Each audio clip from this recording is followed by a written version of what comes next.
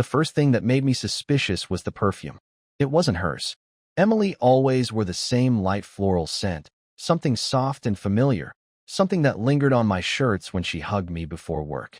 But this was something else entirely. Strong, musky, unfamiliar. The kind of scent that clung to a person like a second skin. It hit me as soon as I stepped into our bedroom late that Friday night. She was already asleep, or at least pretending to be, her body curled away from me, the blanket pulled high over her shoulder. Normally, I would have kissed her forehead, whispered something about how exhausted I was, then climbed into bed beside her. But this time, I just stood there in the dark, my fingers tightening around the doorframe, staring at her as the scent of another man filled my lungs.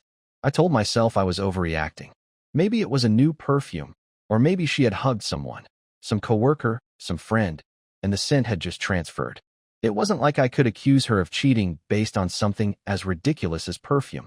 So I forced myself to move, to undress, to slip under the covers like nothing was wrong. But even as I lay there, staring at the ceiling, I knew something had changed. The bed felt colder. The space between us felt wider.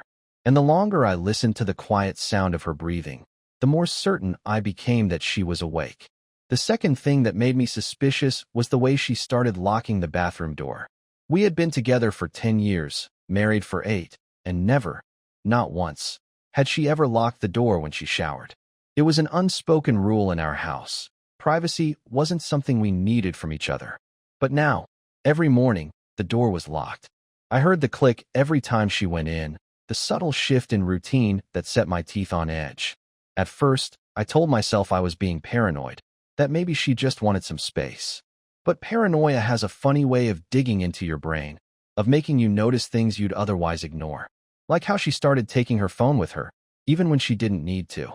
Like how she suddenly had a new playlist, one filled with songs she had never liked before, songs that weren't for me.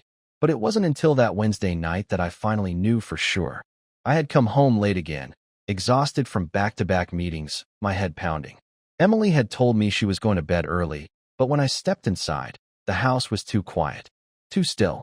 The bedroom door was slightly open, just enough for me to see inside. And there she was, sitting at the edge of the bed, her back to me, completely unaware that I was watching. She was wearing a silk robe, the red one I had bought her for our anniversary 2 years ago, but it was loosely draped over her shoulders, half open. And in her hands, she was holding something. It took me a moment to realize what it was, a necklace. A simple silver chain with a small pendant at the center. Not mine. I had never seen it before. My stomach tightened as I watched her run her fingers over it, her movements slow, almost reverent. She lifted it to her lips, pressing a kiss against the pendant before closing her eyes and sighing. That sound, that soft, wistful sigh, was what did it. It wasn't the sigh of a woman exhausted from her day. It was the sigh of someone remembering something, someone with longing. I stepped forward, my voice sharp in the silence. "Where did you get that?" Emily jerked, her hands clamping around the necklace as she twisted to face me. For a moment, she just stared, wide-eyed, caught like a deer in headlights. Then, just as quickly, her expression shifted, composed, calm, controlled. "What?"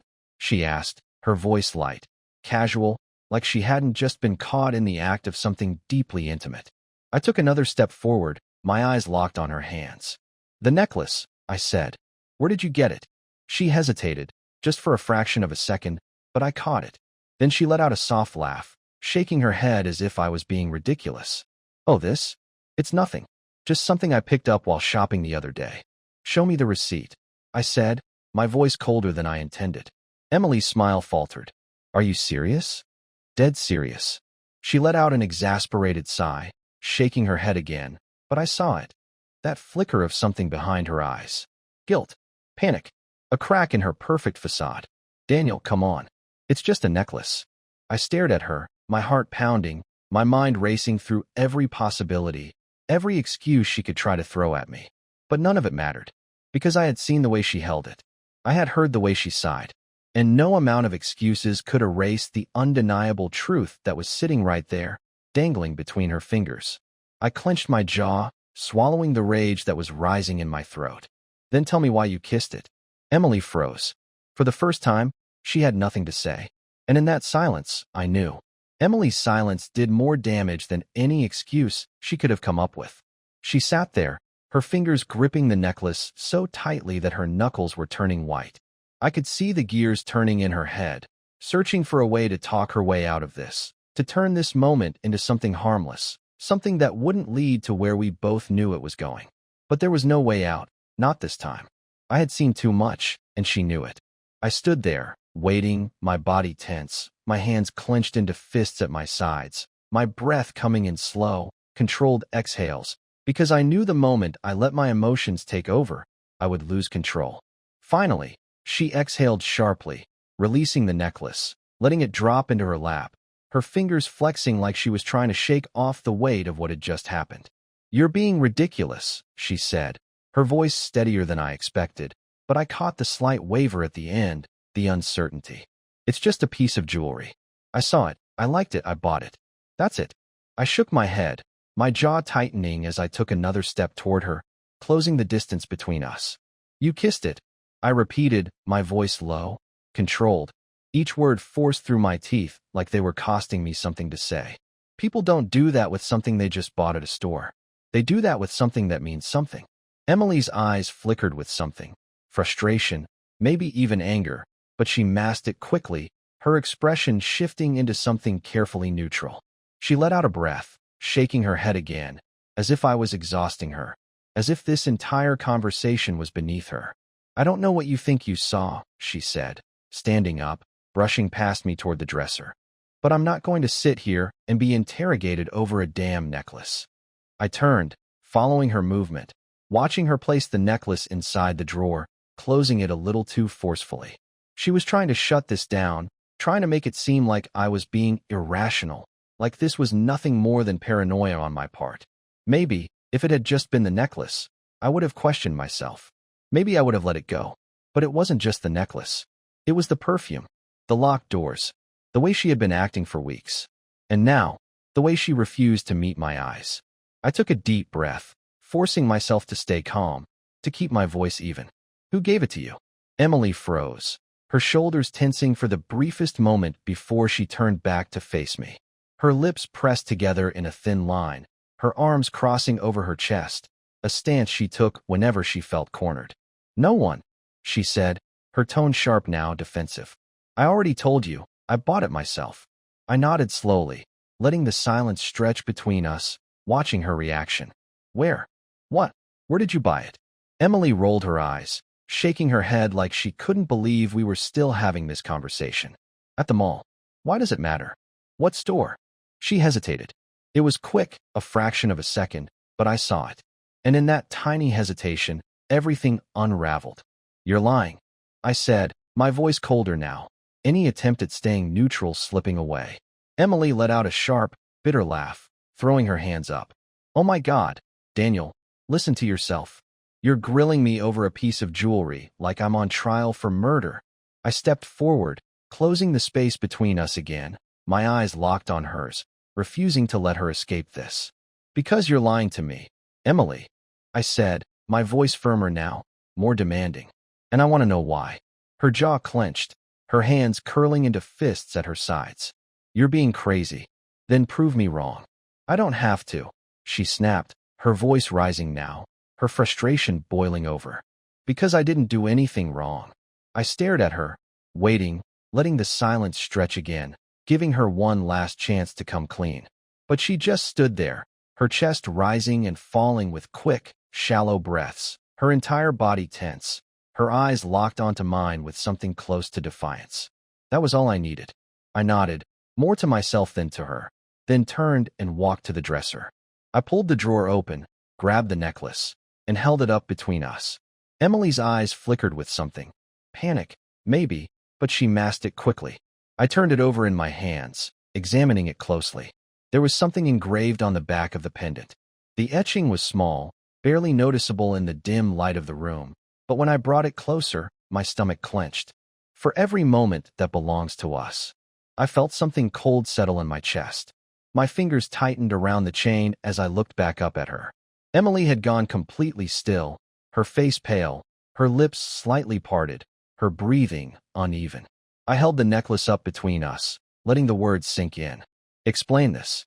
Her mouth opened, then closed again. No words came out. I nodded once, inhaling deeply through my nose before tossing the necklace onto the bed between us. That's what I thought. Emily let out a shaky breath, running a hand through her hair, stepping back like she needed space, like she needed to put something between us. Daniel, don't. I interrupted, shaking my head. Don't lie to me again. She swallowed hard, looking away, her hands gripping the hem of her shirt like she was trying to ground herself. It's not what you think. I let out a bitter laugh, running a hand over my face. You really expect me to believe that? Emily hesitated again, her teeth pressing into her bottom lip, her entire body radiating tension. Who is he? I asked, cutting straight to the point. Her head snapped up, her eyes meeting mine with something dangerously close to panic. Daniel. Who is he? She exhaled sharply, shaking her head, her hands trembling now. It's not. I turned away before she could finish, before she could feed me another lie, another half-truth, another attempt at making me doubt what I already knew. My entire body felt like it was vibrating with adrenaline, with anger, with something dangerously close to devastation. I'm going to ask you one last time, I said, my voice low, steady, too calm for how I was feeling. Tell me the truth, or I swear to God, Emily, I will find out on my own. She opened her mouth, but the words didn't come, and that silence was louder than any confession. Emily's silence stretched between us, heavy and unbearable. I stood there, fists clenched at my sides, my breathing slow and controlled, because if I let myself react the way I wanted to, I wasn't sure what would happen. I had given her every opportunity to come clean, to give me something. Anything. That wasn't another excuse, another attempt at dodging the truth. But she just stood there, shifting her weight from one foot to the other, her eyes darting around the room like she was trying to find an escape. The woman I had trusted, the woman I had built my life with, was now someone I couldn't even recognize. Finally, she inhaled sharply, her fingers curling into the fabric of her shirt again like she was holding on to it for support. Daniel, I swear it's not. I didn't let her finish. I didn't want to hear another version of the lie she was about to tell. I'm done with this, Emily. I'm done standing here and letting you treat me like I'm stupid. I want the truth. I deserve the truth. My voice was steady, but there was an edge to it now, something sharp, something that made Emily flinch slightly. Her lips parted, and for a second, I thought she might finally say it, might finally admit to what I already knew. But then she pressed them together again, her shoulders tightening, her entire body radiating resistance. That was my answer. That was all I needed. I turned, grabbing my jacket from the chair, my movements deliberate and controlled. I needed space. I needed air. I needed to get out of that room before I lost what little patience I had left. Where are you going? Emily's voice was sharp now, her panic creeping in.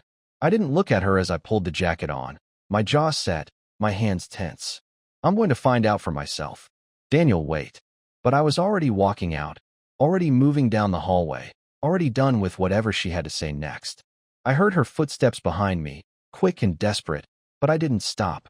Not until I was at the front door, my hand on the knob, my entire body rigid with anger. Daniel, please, she said, her voice cracking now, the sound of it making something twist inside me, but I forced myself to ignore it. Can we just talk about this? I turned to face her, my expression cold, my patience gone. That's what I've been trying to do, Emily. But you don't want to talk. You want to lie. She shook her head quickly, her hands coming up like she could physically stop me from leaving. It's not a lie.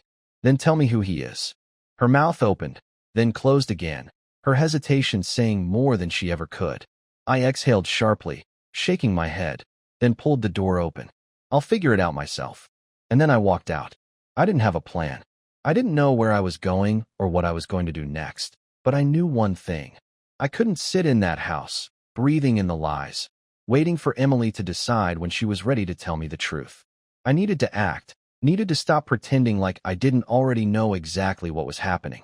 Because at the end of the day, the truth wasn't something that needed to be proven.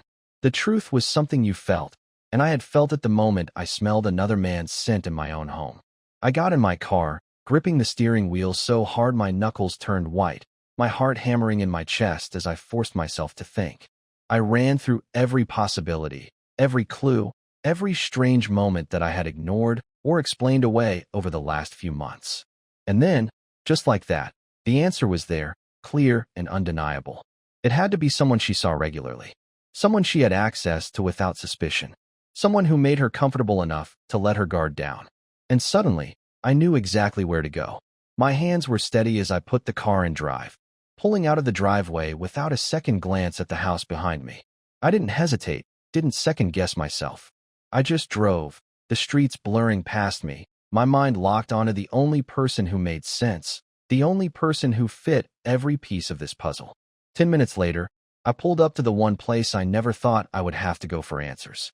The one place that, up until now, had felt like a second home. His house. I cut the engine, my pulse pounding so hard I could feel it in my throat. The lights inside were on, a faint glow spilling through the curtains, the shadows moving behind them telling me that someone was home. I sat there for a moment, gripping the steering wheel, my mind running through every possibility of how this conversation was about to go. But deep down, I already knew. Because when you walk into the fire, you don't hope to come out unscathed. You just hope to make it out at all. I took a deep breath, exhaled slowly, then pushed open the door and stepped out. It was time to end this. The air outside was thick with silence as I approached the door, every step feeling heavier than the last, but I forced myself to keep moving. There was no turning back now.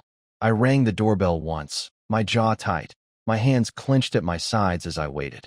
It didn't take long before the door swung open, and there he was, Ryan, standing in the doorway like he had no idea why I was here. His face twisted with confusion for a split second, but I saw something else flicker behind his eyes, something that made my stomach turn. He wasn't surprised to see me. He was expecting this, and that told me everything I needed to know. Daniel. His voice was even, calm, too controlled for someone who should have no reason to be nervous. What's going on? I didn't answer right away, just studied him, watched the way he shifted his weight slightly, the way his fingers tensed against the edge of the door like he was bracing himself.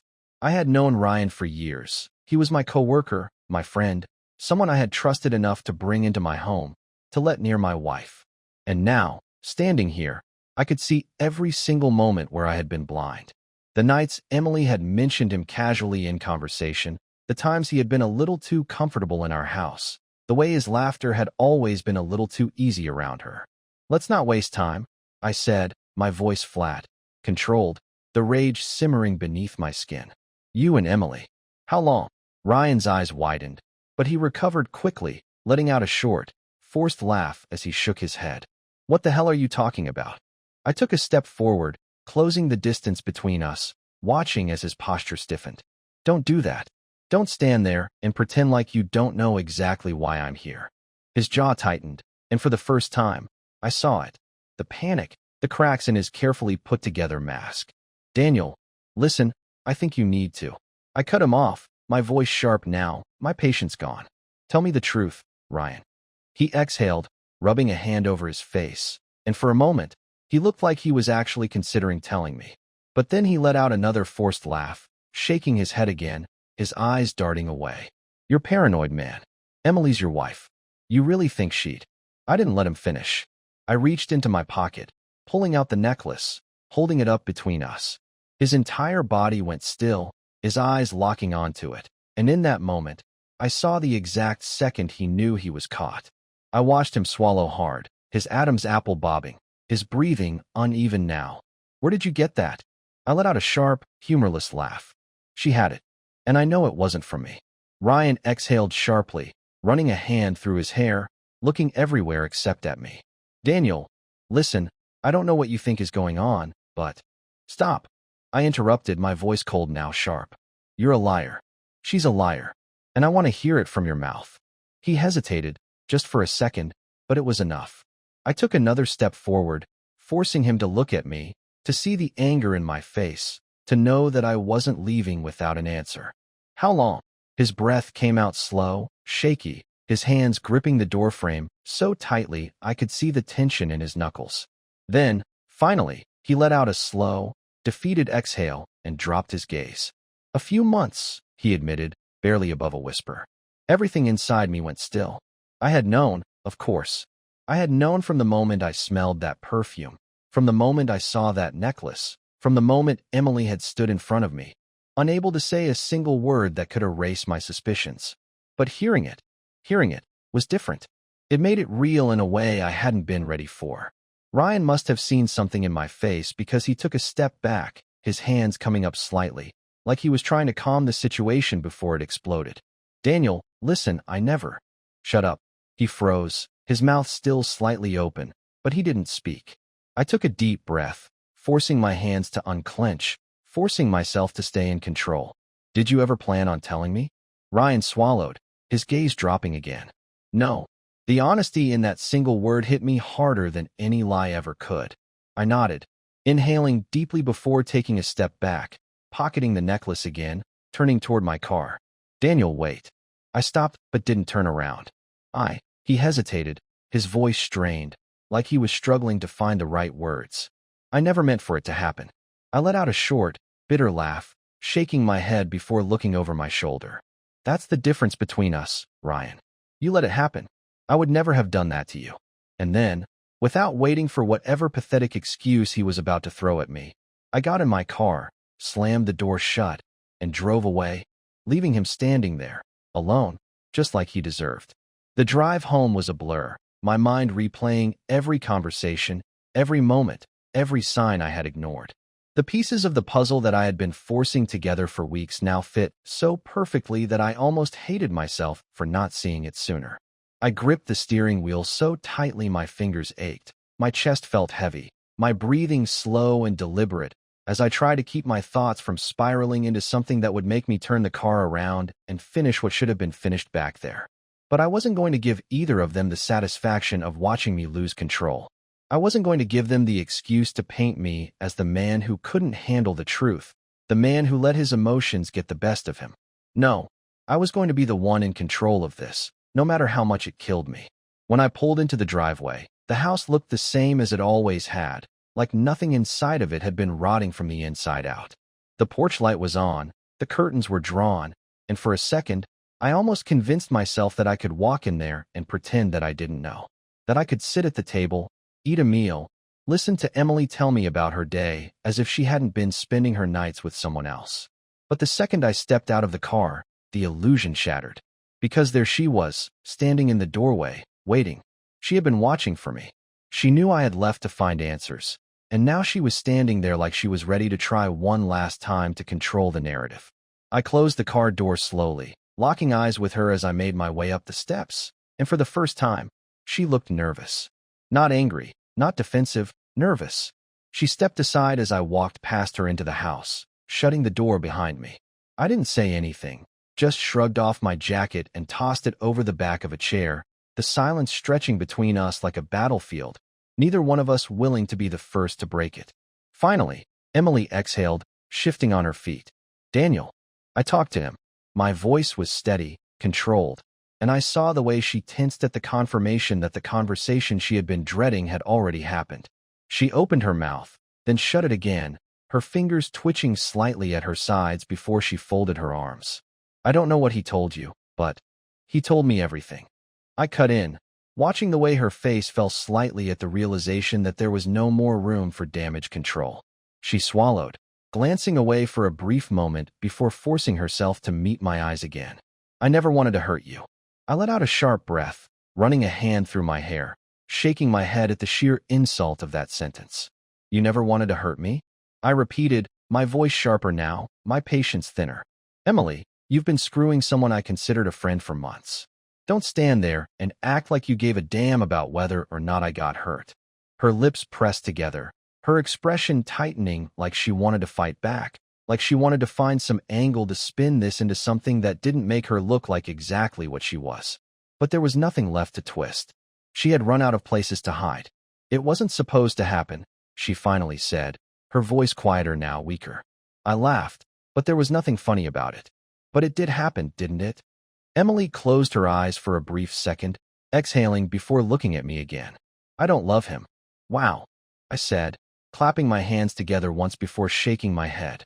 That makes it so much better. So, what? You just threw away our marriage for nothing. She flinched slightly, but I didn't care.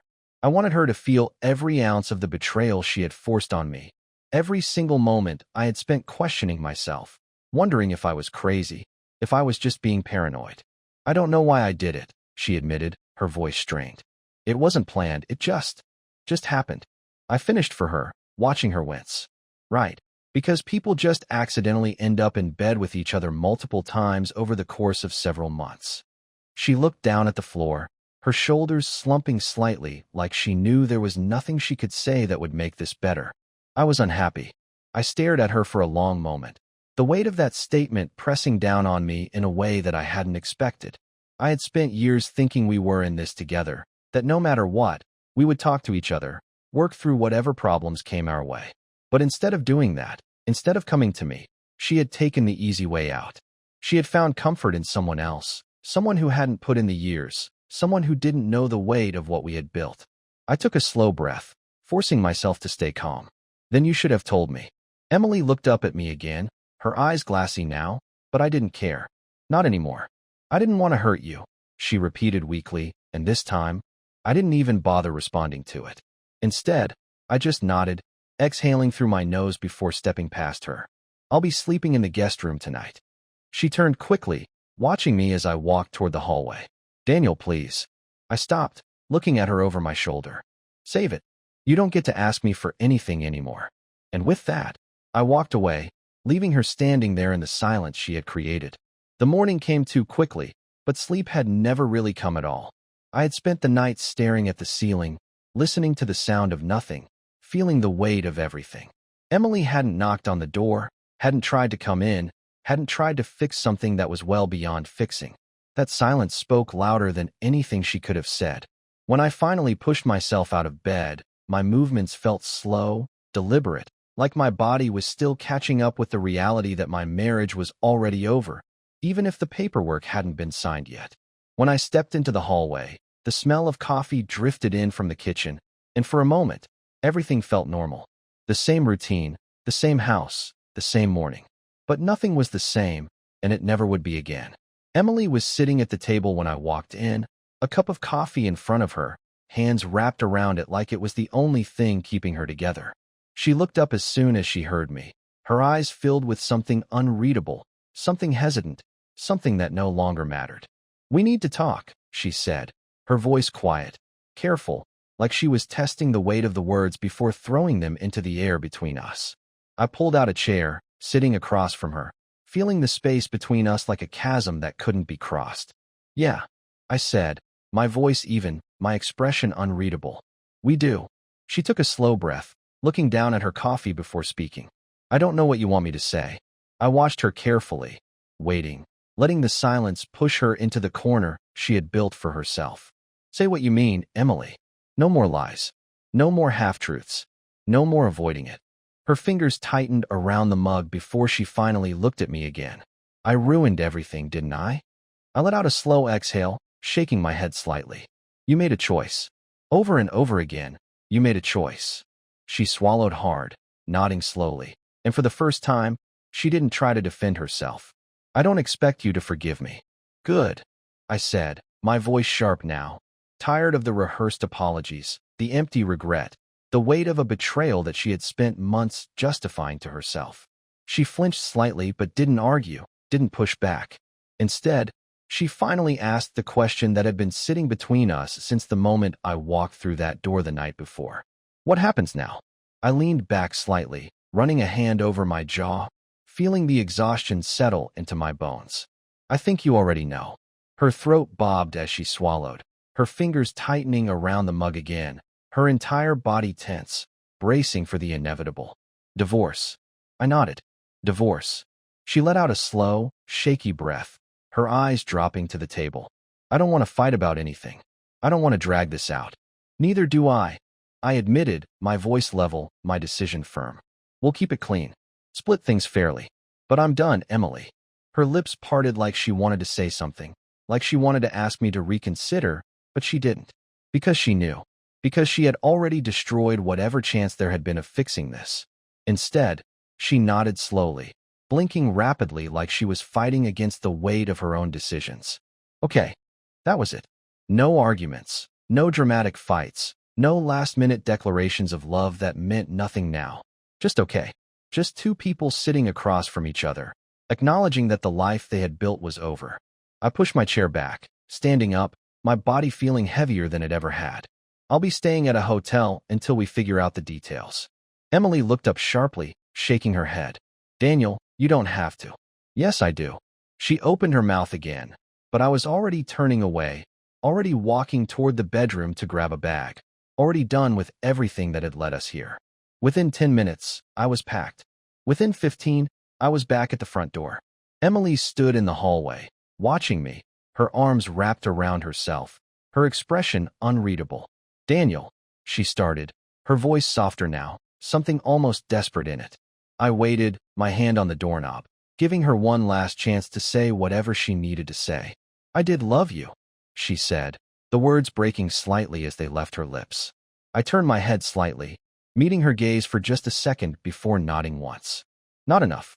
And then I walked out.